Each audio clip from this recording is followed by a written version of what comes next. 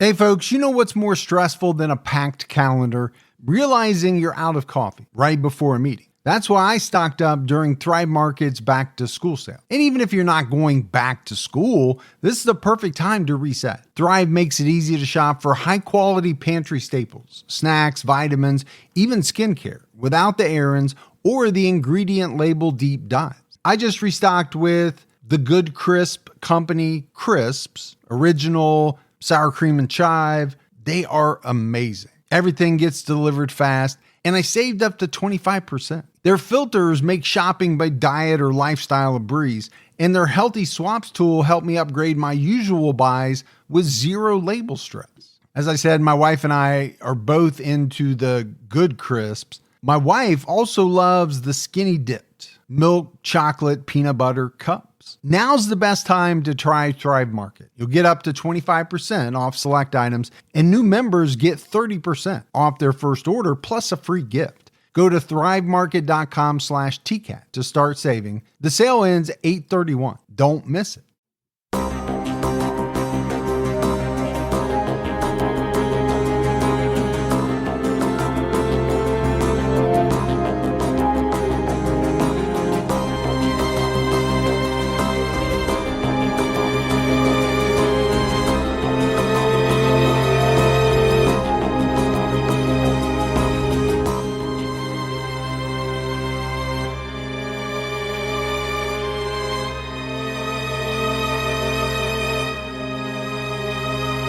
Hello, everyone, and welcome to episode 448 of the True Crime All the Time podcast. I'm Mike Ferguson, and with me, as always, is my partner in true crime, Mike Gibson. Gibby, how are you? Hey, I'm doing good. How about you? Doing great, man. I'm having a banger of a week. A banger? A banger. Okay. I don't know if that's a saying. I don't know.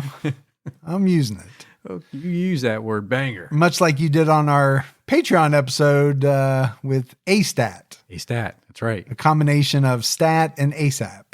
They all know what I'm talking about. Speaking of our Patreon episode, we have a new one out that dropped Saturday night. It's on Patrick Gillum. Very interesting case where, you know, he committed a murder, was caught over 3 decades later with like a microscopic amount of DNA. It's a very fascinating DNA type of case. Yeah, nanomicro. Or as you would call it, nano micro. We also have a new episode out on True Crime All the Time Unsolved, where we're talking about Paul Baker, who went missing from his home in March 1987. You know, we're now over 30 some years later. He still has not been found. Yeah. But this is a case where, you know, they have someone, I think, that many people believe is responsible for Paul's disappearance. And this person remains a person of interest. They just haven't been able to put it all together. Yeah. Hopefully one day. Let's go ahead and give our Patreon shout outs. We had Echo Thomas. Hey, Echo. Robin Sams. Hey, Robin. Chris Lind. What's going on, Chris? Ren. Oh, there's Ren. Richard Handler. Well, thank you. You know what your real name is. Kendall Coleman. Hey, Kendall. Kendall. Oh, there's the other Kendall. Sierra Mitchell. Ah, I like that name, Sarah. I Always too. have. Yeah. Like the truck. That's true. Yeah.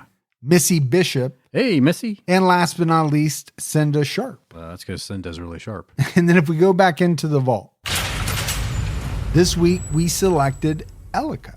Well, thanks, Elika. So I appreciate all the support that we get. You do. All right, buddy. Are you ready to get into this episode of True Crime All the Time? Yeah, I am. We're talking about Todd Kendhammer. On the morning of September 16th, 2016, Todd Kendhammer called 911 to report that his wife, Barbara, had been seriously injured in an accident. He claimed that a pipe fell off a passing truck, flew through their windshield, and hit Barbara, causing fatal injuries. But investigators, came to think that his story just didn't add up. But sounds scary, man. Well, it's something that is plausible, right? It could happen. Good. It is very scary. You think you're just driving down the road, something falls off a truck, everybody's going 70, 80 miles an hour. Whatever that object is, hits your windshield, it could do some very serious damage. It's coming at you. Todd and Barbara met in 1989 when they were both 16 years old. Todd would later testify that he fell in love with Barbara at first sight, saying, just one of those things where you know immediately that's the girl you want. You've been there. I have been there. And 30 plus years later, we're still together. There you go. How about that? You still look at her the same way. Yeah. Todd and Barbara got married in August 1991. They had a son named Jordan and a daughter named Jessica. Jessica and Jordan told 48 Hours that their parents were deeply in love. They said Todd was always on the go, and Barbara always wanted to be with him. They didn't argue more than any other couple. And according to Jessica, whatever my mom wanted, my dad gave it to her. Jessica also said they were just in a really good time in their lives because they had their first grandchild and they were well off. So what do you make of that, Gibbs? It sounds like they really loved each other. They were happy. It's not a situation you would think one would want to kill the other. No, not as, their daughter described them. Barbara worked in the cafeteria at a middle school in West Salem, Wisconsin. Todd worked at a factory that produces soda cans. He and Barbara flipped houses on the side. Todd also had a side job replacing car windshields. All right. Seems like they got a lot of stuff going on. Yeah, they got a lot of side hustles going on. And, flipping houses can be very profitable. It can be. If you're good at it. Also can go wrong very quickly. In 2016, Jessica and Jordan threw a surprise 25th anniversary party for their parents. About a month later, on September 16, 2016, the family was preparing to go on their annual camping trip. They planned to leave later that day, after Barbara finished work. Jordan, who was home from college, recalled waking up that morning and hearing Barbara in the kitchen. He heard the garage door open and his parents' car leave. Nothing seemed out of the ordinary. Todd was just driving Barbara to work. Jordan said this was normal for Todd to do. If he had the day off work, he would likely run errands and then pick Barbara up later in the afternoon.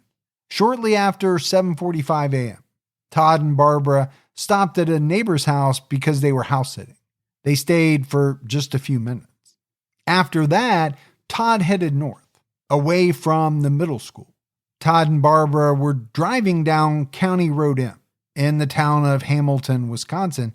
He called 911 at 8:05 a.m. Todd reported an accident and said his wife was badly injured. He was in distress, and he told the operator, she's hit in the head and in the throat. I think in the throat or something. He said a pipe or something came through the windshield.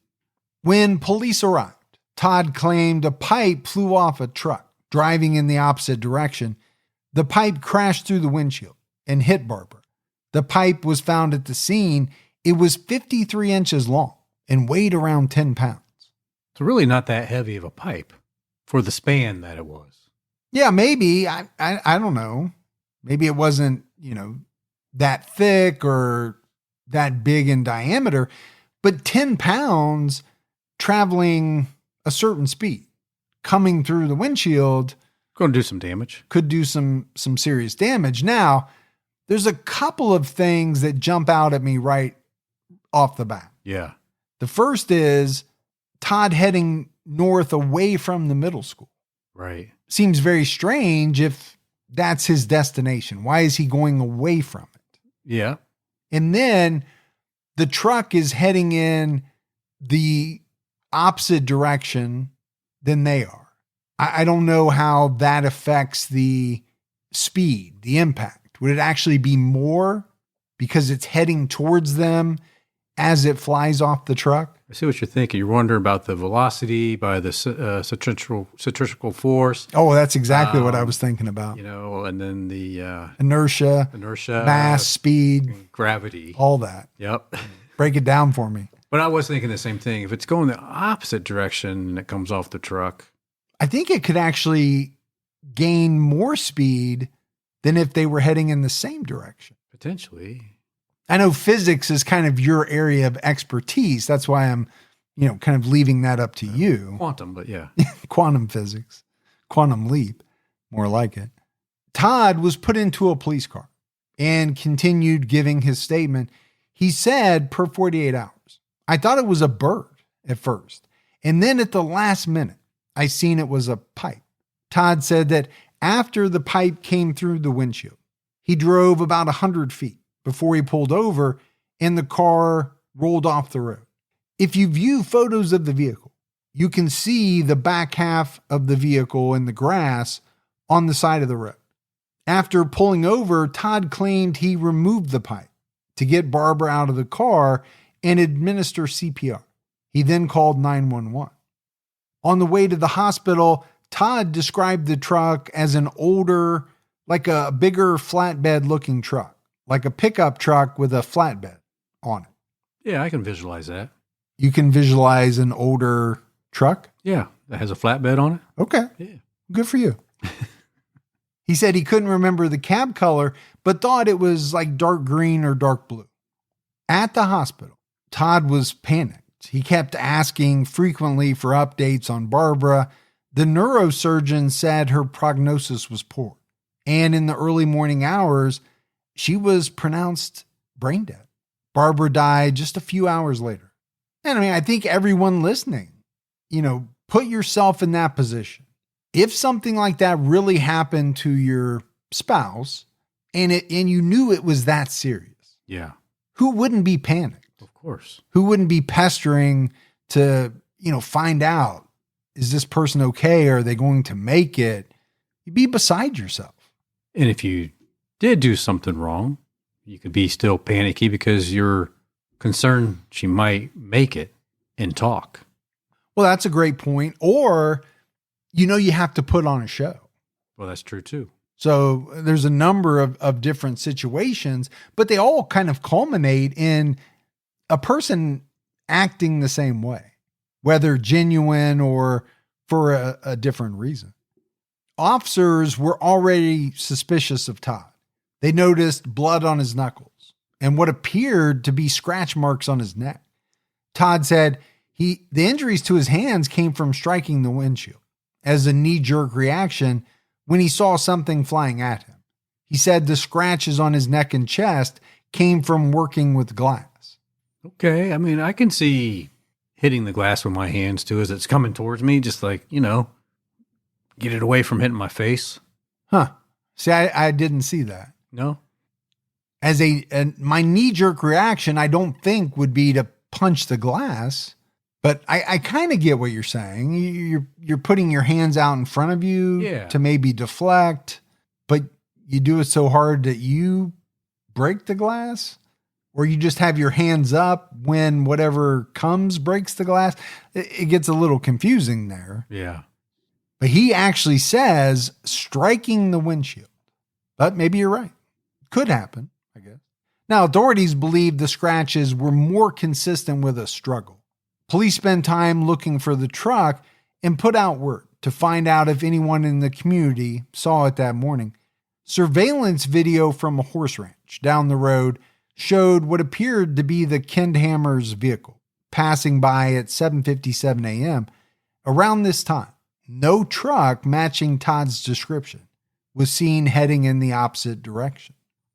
The police also interviewed a construction worker who said he drove by the Kendhammer's car around 8 a.m. He didn't see any damage to the windshield or any people around. He saw the car in the ditch and thought somebody had driven off the road or tried to make a turn and got stuck. He didn't see Todd or Barbara. Well, that seems strange. Well, I think we're getting into the area of why, authorities were suspicious of Todd, right? You have the surveillance camera that shows his car, but no truck.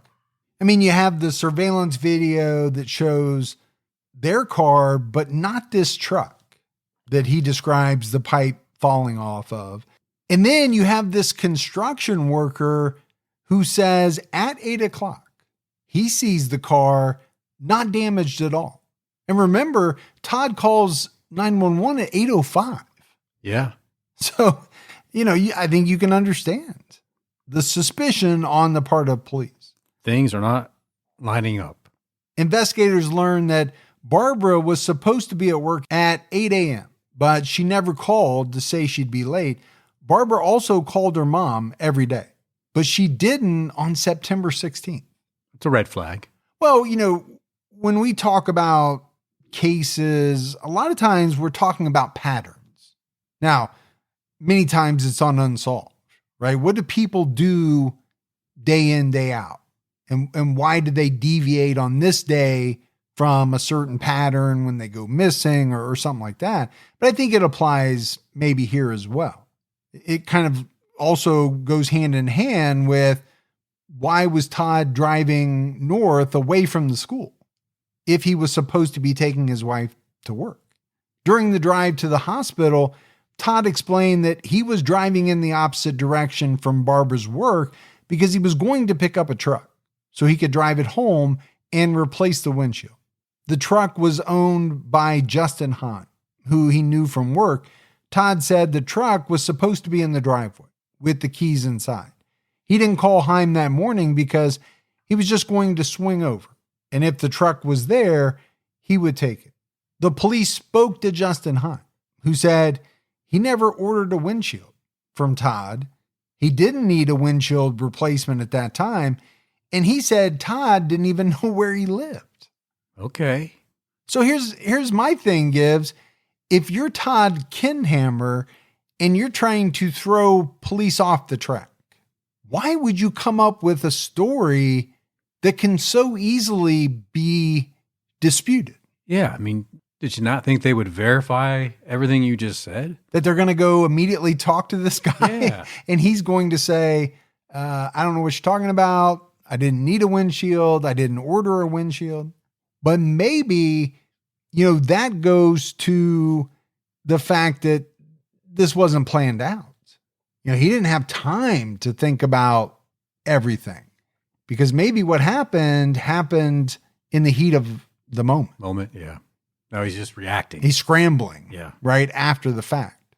4 days after Barbara's death, medical examiner Dr. Kathleen McCubbin conducted her autopsy. Prosecutor Tim Grunke told 48 Hours she didn't understand when she first heard a pipe had done it. She called law enforcement to look at the pipe because she didn't understand how that could be. Barbara had 3 lacerations on the back of her head. The medical examiner did not believe these injuries were consistent with the accident as described by Todd. And I think right away, if you're picturing this accident with the pipe flying through the window, I don't think you're expecting to have lacerations on the back of the person's head. Unless she was turned facing the opposite direction. Well, how could that happen? Unless she turned her head seeing the pipe or, something like that coming. Barbara died of blunt trauma injuries of the head and neck with skull fractures, cricoid cartilage fractures, and ultimate brain death. The cricoid is the ring-shaped bony cartilage structure in the lower neck. According to the prosecutor, the broken cricoid cartilage was consistent with strangulation. I got to be honest with you. First of all, I don't know if I'm saying that correctly, and that's not something that I've heard of. Yeah, I always call it the cricoid. Okay, and maybe that is how you say it. We talk a lot about the hyoid We do. bone when it comes to strangulation, but this is something different. This cartilage is not something that I don't think I've ever heard of. And the hyoid is connected to the Cricoid. Sorry, I know it's not a laughing matter, but just the way that you started that out obviously got to me. The medical examiner noted other injuries, such as scratches on Barbara's neck, torn fingernails, a broken nose, bruises all over her body, and a laceration on her forehead that could have occurred in a struggle. So, I don't know, Gibbs. You kind of run down all of these injuries. right. It doesn't sound, all of them, like this was a pipe that flew through the windshield. No, I mean, it's red flags everywhere. Again, I mean, you're thinking if it was the pipe and it had impact with her head, how did all this other stuff happen? It just doesn't line up. Yeah. Why the torn fingernails? Why all of these bruises, all over her body? I mean, it sounds like she was in a big struggle, at one point and things went bad. And maybe this is his attempt as a cover-up. Well, and I'm sure police are thinking this struggle would also explain some of the injuries that he had. That's true. That he said came from working with glass. A week after Barbara died, investigators asked Todd to come to the station under the ruse that they had leads on the truck. Todd told investigators he had not taken his anti-anxiety medication. He appeared confused and forgetful during his interview. Well, you know why he was probably confused and forgetful. If you aren't telling the truth from the beginning, and you've said it many times, it's hard to remember what to say when you're being interviewed. Well, it's pretty easy to get confused, right? Now, I understand anti-anxiety medication, but wouldn't that make him maybe more nervous in the interview? But I don't know about confusion and forgetfulness from not taking that. Investigators told Todd that Barbara's injuries didn't occur from the pipe going through the windshield. Todd was also informed that police had spoken to his acquaintance, Justin Hunt, who said he wasn't expecting to see Todd and hadn't spoken to him for weeks. That had to be one of those gulp moments. You know, when you hear that? Yeah, sometimes we call that a no shit moment. Yes.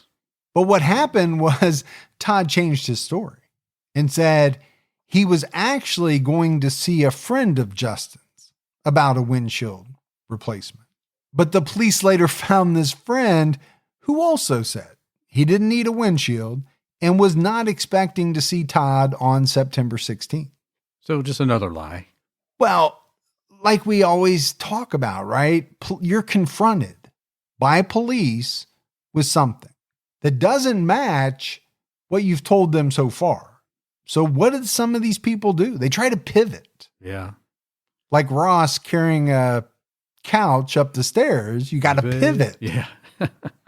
But they're grasping at straws most of the time because they don't have anything real, right? You just have to make something else up and hope that police buy that, or they're not able to refute it. Yeah. But again, what he makes up is something so easily verifiable. Yeah. Like, why not come up with something different that they can't go ask somebody about? Yeah, maybe go away from the windshield replacement thing. Yeah. Yeah. But not everybody belongs to Mensa. Not everyone can think on their feet. You know, let's say like a Mike Gibson. Yeah. Like that. That's all you have to say is yeah. Every Monday and Wednesday night, it's true crime on TV1. Love, betrayal, murder, fatal attraction, all new every Monday night at 9. Then Wednesday night at 9, loyal, ride or die, bad girls, it's love to die for, with all new episodes of For My Man. Twisted love, twisted endings. Desire, deception, betrayal. True crime with fatal attraction. And For My Man every Monday and Wednesday night on TV1. On November 13th, 2022, 4 University of Idaho students were murdered. Today, finally, the true story. Based on over 300 interviews, in their own words, family members talk about their heartbreak and grief. Students and townspeople describe that terrifying night. Police detailed the dramatic investigation and arrest of Brian Koberger. You've never read a true crime like James Patterson and Vicki Ward's The Idaho 4. The true story. It's finally here. Todd was released after 3.5 hours of questioning, but investigators continued building their case against him. And I get that, right? They're going to release him. Let's say they feel like they don't have quite enough to charge him, but there's no way they're letting this thing go. No. There's too much smoke here. Yeah, I'm sure they have eyes on him while they build this case. Yeah. Todd was arrested on December 6, 2016 and charged with first-degree intentional homicide. His trial started a year later, on December 4th, 2017. The prosecution argued that Todd killed his wife, while the defense maintained Barbara's death was a tragic accident. Shocking that the prosecution and defense have completely, differing opposite theories. Yeah, that's pretty typical. It is. Obviously, I was being facetious. You always are facetious. And that sometimes leads to people doubting my veracity. There you go with your verac again. But it's every trial, right? Here's the prosecution's theory.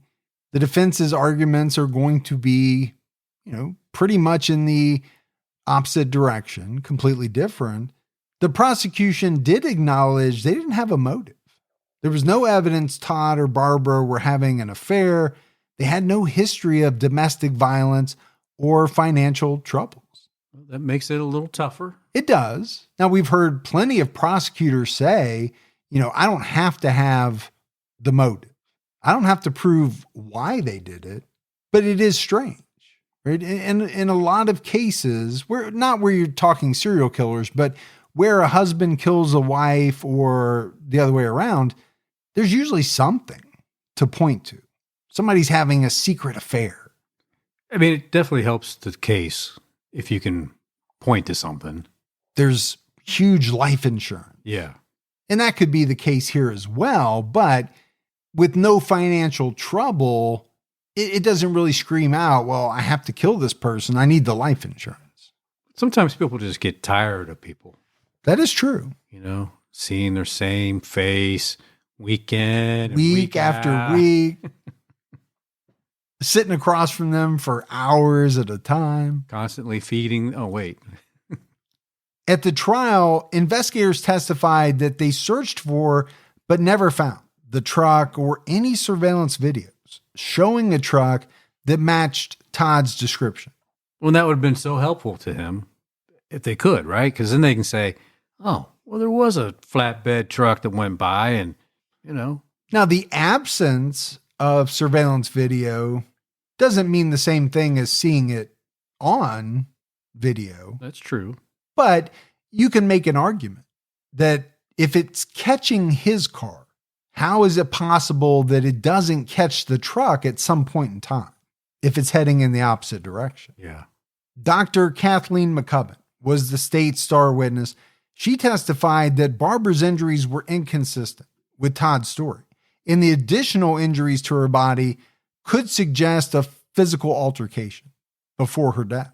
The defense didn't call their own forensic pathologist, but Todd's attorney, Stephen Hurley, tried to create reasonable doubt. During cross-examination, the defense asked Dr. McCubbin if Barbara's travel mug, which was found on the passenger seat floor, could have slammed into her face. If she ducked to avoid the pipe, Dr. McCubbin responded, it could be. It's a possibility. And I think you see, smart defense attorneys ask questions like this of experts. Is it possible that this happened? And a lot of times, people have to tell the truth. Sure they do. Well, sure, it's possible. Is it likely? No. But is it possible? Yeah. Yeah, I mean, there are a lot of things that are possible, but a lot fewer things that are probable or likely to have happened. Hurley didn't focus on the cartilage fracture, which the prosecution said could have only been caused by Todd. The windshield was one of the main pieces of evidence at trial. Different experts had different theories about what caused the glass fracture patterns. The defense's first witness was biomechanics expert Dr. Barry Bates, who testified per EAU, my opinion to a reasonable scientifically and technical certainty was that the injuries and resulting death were caused by the penetration of the passenger windshield by a pipe, which struck the passenger in the vehicle. Well, that's his opinion. Reasonable scientific and technical certainty. Yeah. Reminds me of the automotive expert from My Cousin Vinny. Oh, yeah. He said something very similar. Glass expert Mark Mishulam testified that there were 3 impact points on the windshield. The first impact point confirmed Todd's account of punching the windshield from the inside after seeing the pipe coming towards them. The second impact point was the pipe going through the windshield. The third impact point was caused while Todd was pulling the pipe out while attempting to help Barbara. So he's basically saying, yeah, it appears like Todd probably did hit the windshield with his fist.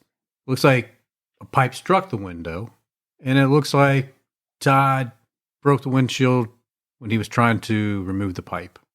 But you'd have to say these experts, by and large, are kind of backing up his claim or his version of events.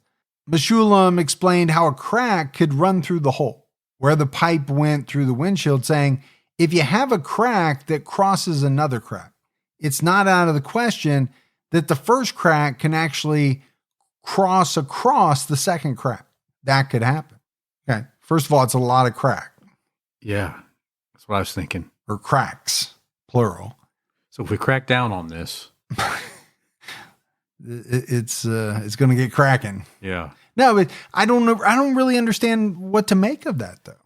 You've got cracks that radiate. Right. I understand that. Sure. From impacts of glass. Now, windshield glass is always different, right? Because of the way it's made. It's not like a glass pane in your house. It has layers.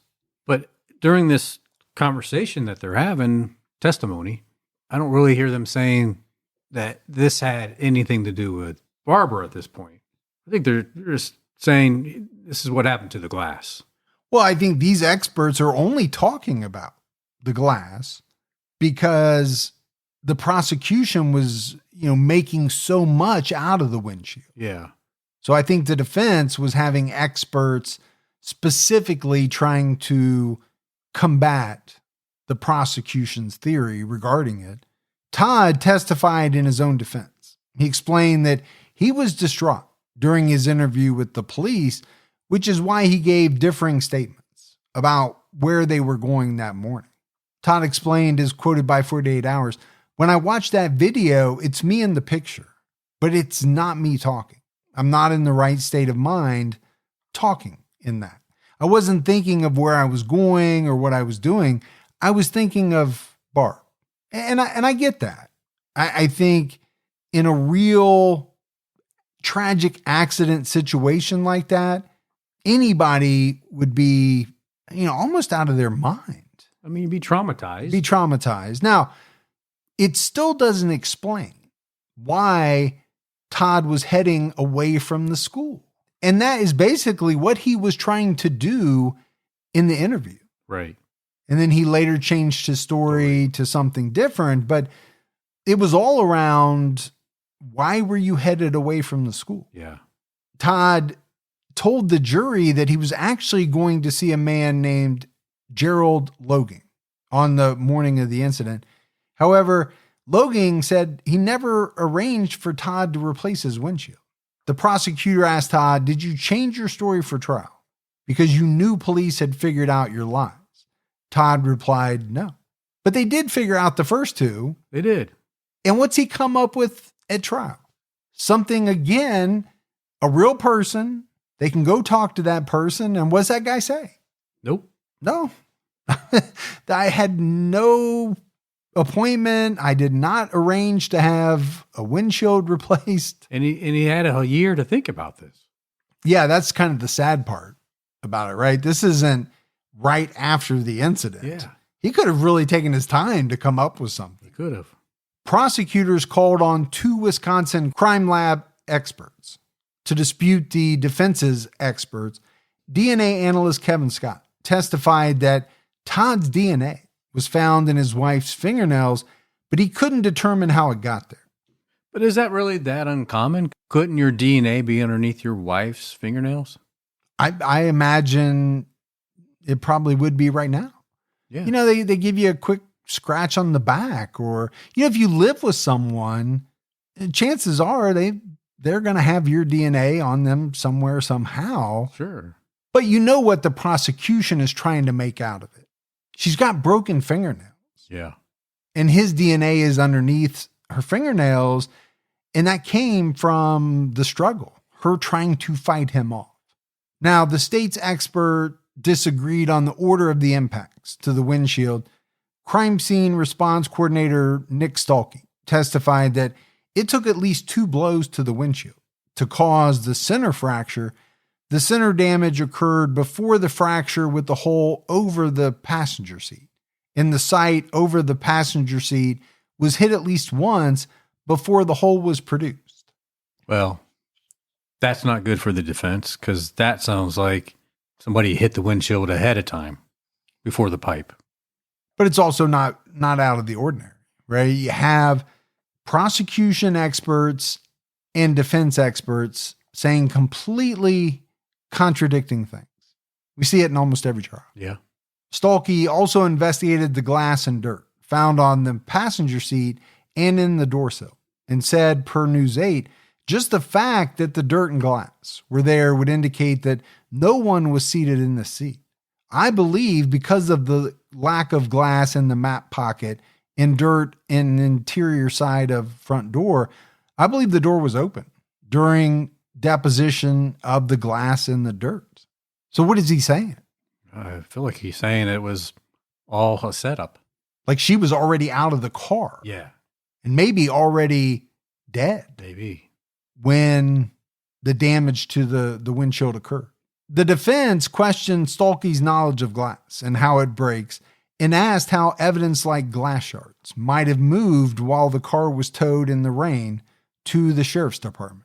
Stalkey said, anytime there's weather and you have an item exposed to that weather, there can be loss of evidence due to that. And I feel like, Gibbs, this was probably a very technical case. I mean, obviously, we're not going to go into every detail of the trial, but the trial sounds to me like it was highly technical, focused on, the windshield and the impacts, and, the experts were really focused on that. Yeah, and I'm thinking if I was on the jury, I'm thinking it just doesn't sound like it happened the way that Todd said it did. I would have a hard time believing what the defense is trying to put out there. Well, it comes down to which experts do you believe most? Now, do you factor in what Todd has said where he, about why he was going away from the school? And to me, that probably helps people lean towards one side or the other more than probably anything else. I think so. Because if he's lying about that, which apparently he's been proven to have lied 3 times about, then is it likely that he's lying about what happened, with this pipe? Yeah, I think it sets you up to start believing that he's lying to us. He's going to lie to us about everything. I can't tell you how often I hear, oh, I'm a little OCD. I like things neat. That's not OCD. I'm Howie Mandel, and I know this because I have OCD.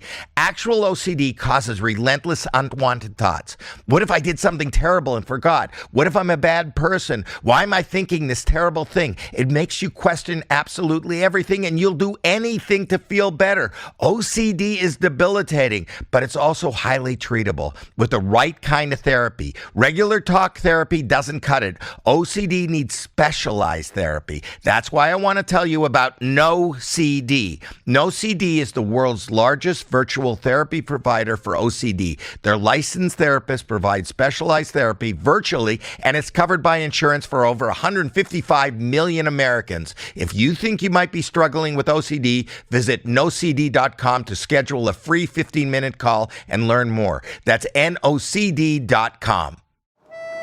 The town of Agde in France is famous for sun, sand, sea, and sex.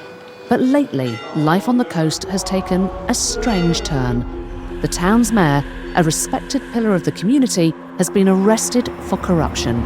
His wife claims he's been bewitched by a beautiful clairvoyant.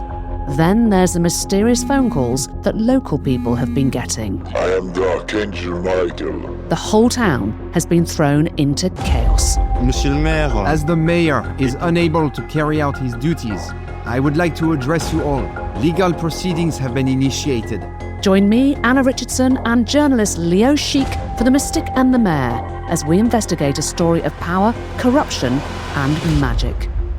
Binge all episodes of The Mystic and the Mayor exclusively and ad-free right now on Wondery Plus. Start your free trial in Apple Podcasts, Spotify, or the Wondery app. On December 15, 2017, Todd Kendhammer was found guilty of murder. 3 months later, Todd was sentenced to life in prison with the possibility of parole after 30 years. His kids, Jessica and Jordan, were surprised when Barbara's cousin, Jerry Ann Buckner Wetstein, spoke out against Todd and read a letter signed by other cousins. Jerry Ann said, "Barbara found the courage that day to fight back. Therefore, we stand here today united with that same courage, asking you to sentence her killer to the maximum penalty possible." Jessica later told 48 Hours that Jerry Ann was estranged from Barbara, adding, "She basically painted this scene, that she just feels so bad about my mom and her big blue eyes. Even though her eyes are green, my mom hates her." Jerry Ann denied the claim that she was estranged from Barbara. But it does seem to me, Gibbs, that the kids were kind of siding with their dad. Yeah.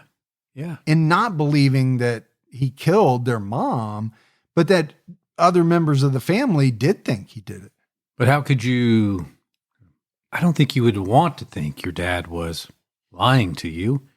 And even more so, you don't want to think that your dad is a killer. Yeah. Let alone a liar. But why? Does it all go back to, what Jessica and Jordan said? They were happy.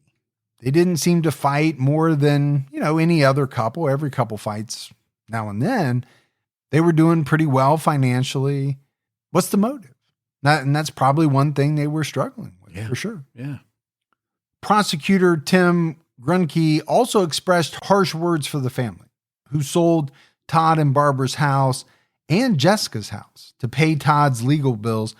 Grunke said at sentencing, "Pardon my language, but to be perfectly frank, they need to get their head out of their ass. They need to start looking at this in reality." You don't hear a lot of people in court say, "Get your head out of your ass." But obviously he believes they're being snowed, right? By Todd. Sure. And they're selling their houses. Todd's house, I understand, but his daughter's house to pay his legal fees? That's how strongly they must have believed in him. Right. Grunke later told 48 Hours, "I think I have to open their eyes in some way. I think they're giving him false hope. And I think he's dragging them down with him by using all their money to continue in his lives." Todd and his children refused to accept the verdict and sought a retrial. They hired attorney Jerry Buting to handle the appeal. Jerry Buting is well known for defending Stephen Avery, the subject of the Netflix show Making a Murderer. He is working alongside his wife, attorney Kathleen Stilling. Buting told 48 Hours this was an accident.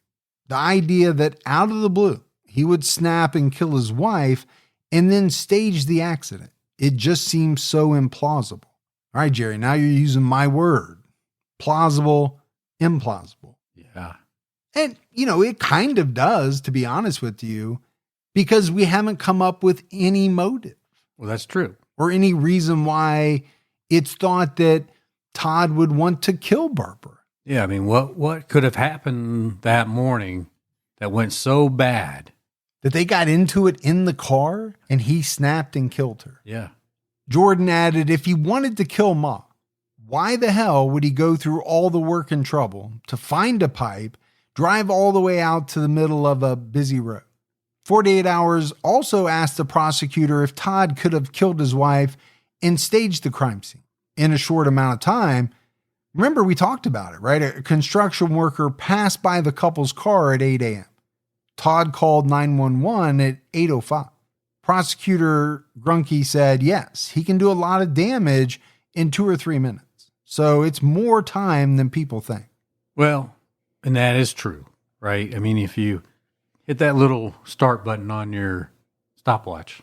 Because a lot of people carry around stopwatches. Yeah, well, or use your magical iPhone Right.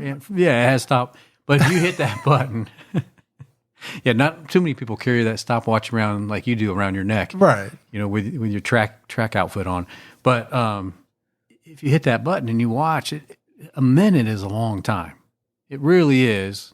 Well, if you're sitting there watching it, yeah. Well, it's longer than Seems longer. I would say it's not longer than it would be if you didn't watch it, but yeah, it probably seems longer. But we don't know, right? She could have been dead before 8 o'clock. Oh, absolutely. Because the construction worker doesn't see either one of them. No, so he doesn't know what happened prior to passing the car. Right. He just knows the car's there, nobody's in it. But he also says there's no damage. Yeah. So between 8 and 8:05, it's thought that, okay, what? He took this pipe and, made the holes in the windshield. She wasn't in the car. And then he later puts her back in the passenger seat. Yeah. To kind of fit his narrative.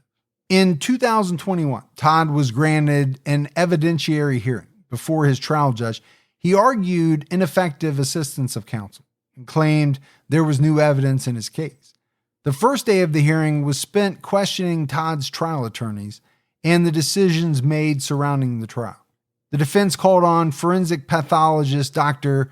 Shaku Tees, who viewed Barbara's medical records and autopsy photos.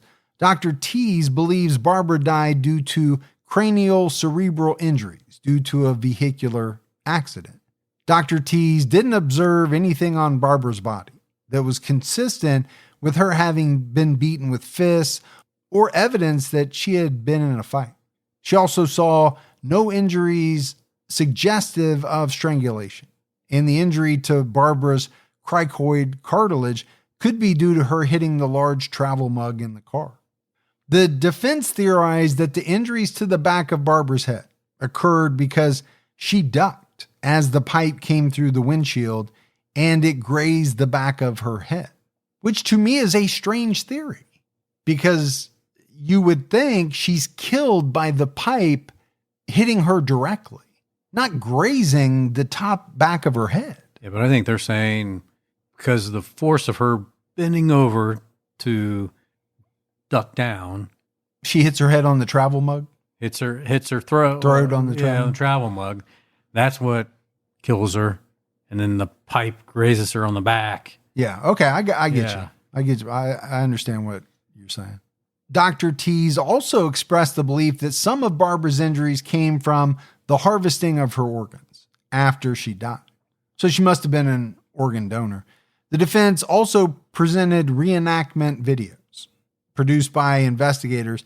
During the initial investigation, police attempted to reconstruct Todd's story by dropping a similar pipe off the back of a truck. The videos show the pipe bouncing off the ground once out of the 4 times it was dropped. These videos were not presented in court until the 2021 evidentiary hearing. Todd's original defense didn't share the test videos because they thought it was inconclusive, and the prosecution didn't think they needed to show it. Prosecutors said at trial that several videos were made of a pipe falling off a truck, which showed the unlikelihood of Todd's story. Todd's new defense believes the video should have been played at trial because it would have supported his statement. Well, maybe it would have been beneficial. But, the ineffective assistance of counsel argument, it's always an interesting one because, you can second guess a lot of decisions that are made. The defense attorney has a reason why they did or didn't do something. They thought it was inconclusive. Forensic crime scene analyst Alexander Jason, not to be confused with Jason Alexander, which some people might do, testified that the videos actually show it was possible that a pipe could have fallen off a truck and gone through the windshield the way Todd described. If the investigators performed the test enough times, it would show what happened as Todd described it. Jason showed frames of the test video that showed the pipe at an angle that could have impaled the vehicle. Jason also spoke about other instances around the U.S. where pipes have impaled the windshields of vehicles traveling down the highway. Well, it sounds like they're really standing behind that the video should have been shown because it would have been helpful to the jury. Yeah, because it's all part of their, original defense trial was ineffective. The court heard from Andrew Sturr, an employee of Maderi Drilling, a well drilling company that had a crew working in the West Salem area on the day of the accident. Sturr wasn't able to say that the crew was on the same stretch of road where the accident happened at the time it occurred. Local resident Steve Petranek testified that he'd seen scrap metal trucks traveling down County Road M in the past, usually overloaded with objects that weren't always securely tied down. However, he wasn't home on the morning of the accident. All right. You're grasping. Yeah. Yeah. I see some trucks sometimes with stuff in them, and they're not always secured. But I have no knowledge about this case because I wasn't even home that day. Yeah, it's pretty vague. Dr. Jeffrey Loftus, a professor of psychology, testified that Todd's memories of the incident were influenced by others, including authorities. Additionally, his struggle to remember details can be explained by the trauma from the accident. And I get that. We kind of touched on it a little bit. Struggling to remember details, I understand. Completely making up false stories seems a little bit of a bridge too far to blame on trauma. Yeah. This very specific story that turns out not to be true in any way. Yeah. I mean, he did tell multiple lies. Well, and then that's just the first one where you would say, okay, he's just experienced this traumatic event. What about the later one? And then what about the one at trial? After he's had a year to think about it. Yes. He's still get it. coming up with windshield repair stories that are proven to be false. In May 2022, a judge denied Todd's motion for a retrial. In June 2024, the Court of Appeals of Wisconsin also rejected Todd's motion for a retrial. And they're pretty hard. They're sticking to. They're not going to allow it. Well, which, I think most of the time it's a high hurdle, right, to get a retrial. A lot of people argue ineffective assistance of counsel, but I think the percentage of the time that someone is actually granted a retrial due to that argument is pretty low. Most recently, in October 2024, the Wisconsin Supreme Court denied a review of Todd's conviction. So, as we wrap this one up, Gibbs, for me, it's a very strange case. On the one hand, you have Todd's children and some other family members who believe in his innocence. Right. I mean, heck, they were selling houses to pay for his legal defense. They argue that he was wrongfully convicted, that he was a loving husband who would never harm his wife, and that Barbara's death was a tragic accident. While prosecutors couldn't produce a clear motive, they believe Todd's story didn't add up, and the evidence from the windshield and Barbara's autopsy supports Todd's conviction. I think it's tough. I can see the family's point of view. I don't think what Todd is convicted of doing is the guy they knew or the guy they know. And I think that's probably, and this happens quite a bit, it's why they're so firmly in his camp. Hey, known this guy our whole lives. Right. He wouldn't do this. Then you have the videos that kind of show that it could have happened that way. I think, but you have the missing pieces, right? Where's the truck that went down the road? Why was his car caught? The other truck was never caught on the video. Exactly.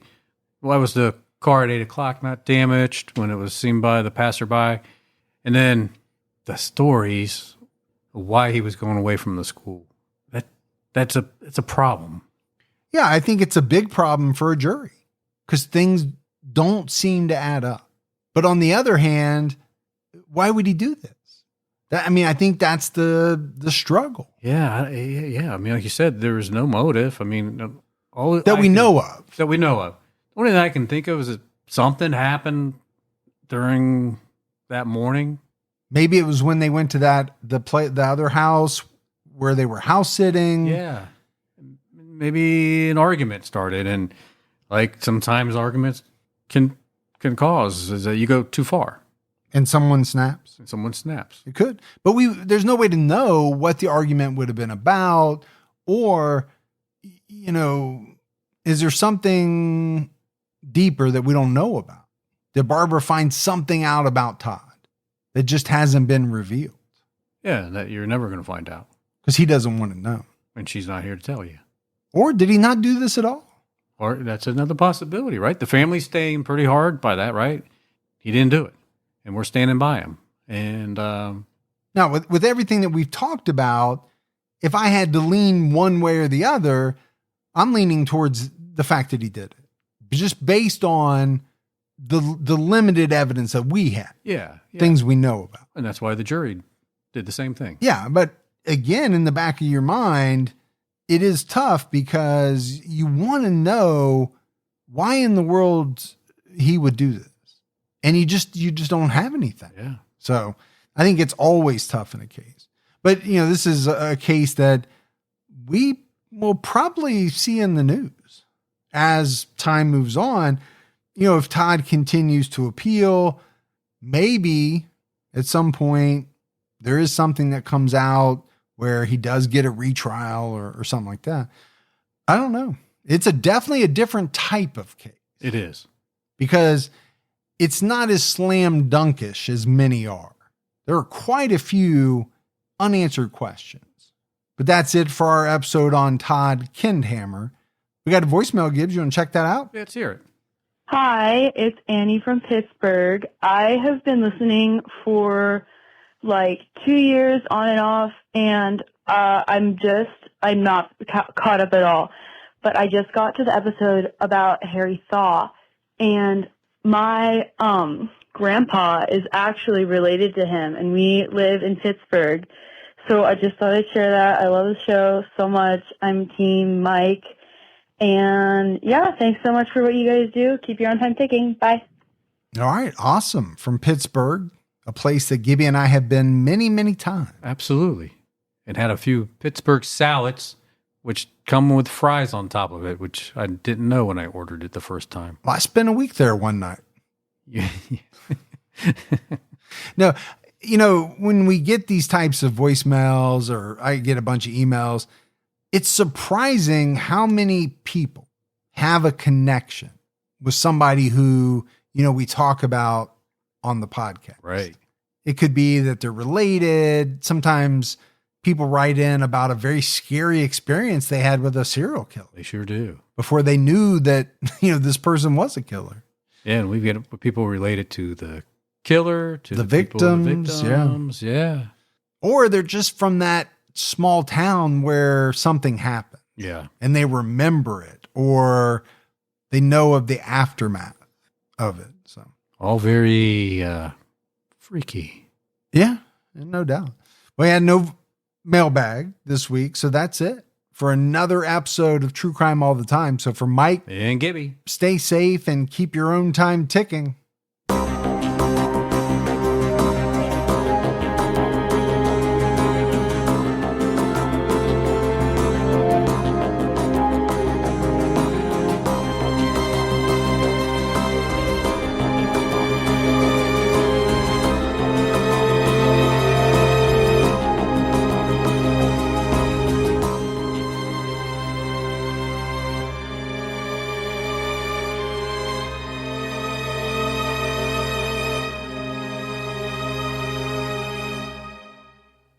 Martha listens to her favorite band all the time.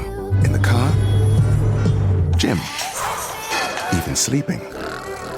So when they finally went on tour, Martha bundled her flight and hotel on Expedia to see them live. She saved so much, she got a seat close enough to actually see and hear them. Sort of. You were made to scream from the front row. We were made to quietly save you more. Expedia, made to travel. Savings vary and subject to availability.